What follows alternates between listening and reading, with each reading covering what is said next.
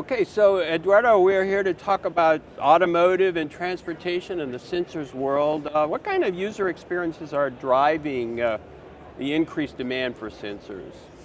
Actually, we see quite a bit of demand for new sensor or more sensor in the automotive, and I can give you a couple of examples. Electric vehicle that definitely are becoming more popular, are becoming so quiet that all of a sudden now people, they don't want to hear anymore the noise coming in, right? So there is no more engine, right? So road noise cancelling is becoming a new application for sensor in car.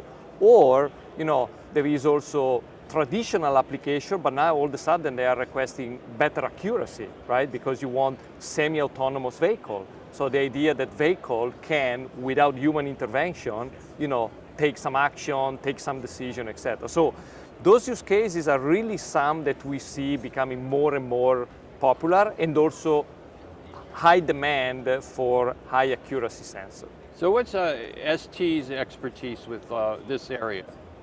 That's actually... I mean, you're a big company, so... Correct, but actually not many people knows that automotive is, since the beginning, our foundation. We have been serving automotive customers since the very early beginning. So ST was founded in 1987.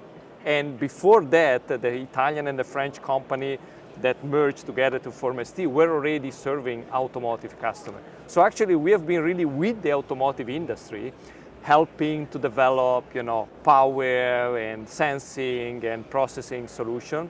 So it's not really new for us, the automotive. So we are just now trying to anticipate or to serve the needs coming from this customer. I assume you're going to say the experience has led to expertise.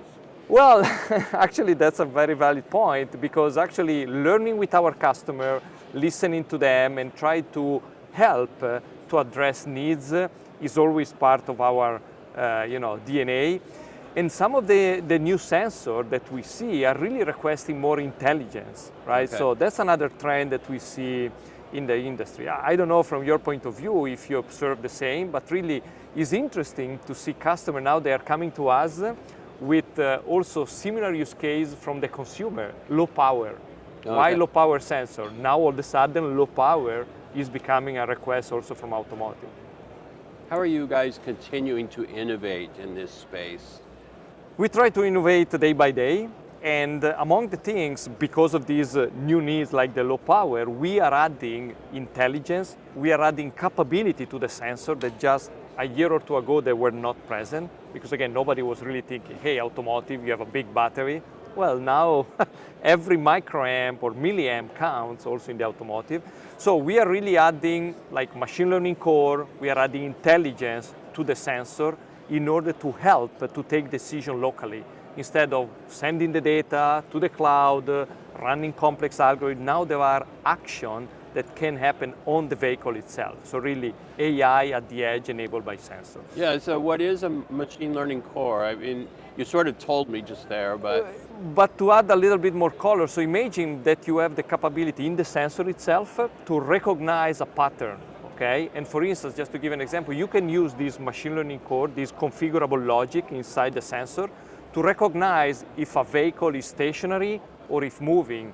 If somebody is trying to towing the car or to hijack the car, somebody is bumping the car. So a lot of use cases are becoming very real, right? Because think about, you park the car for a month somewhere, you don't want to come back and to have the battery drain, right? Okay. So a sensor with this extremely low power engine inside can do all of those detection without draining out the battery of the car. That's really impressive stuff. What are the main advantages of the new sensors with embedded? I mean, I already mentioned low power, but also if you think about security, and also if you think about, we are reducing the amount of data that you transmit. So now all these connected vehicles, right? At the end, bandwidth can become a challenge if all these sensors are streaming all the time.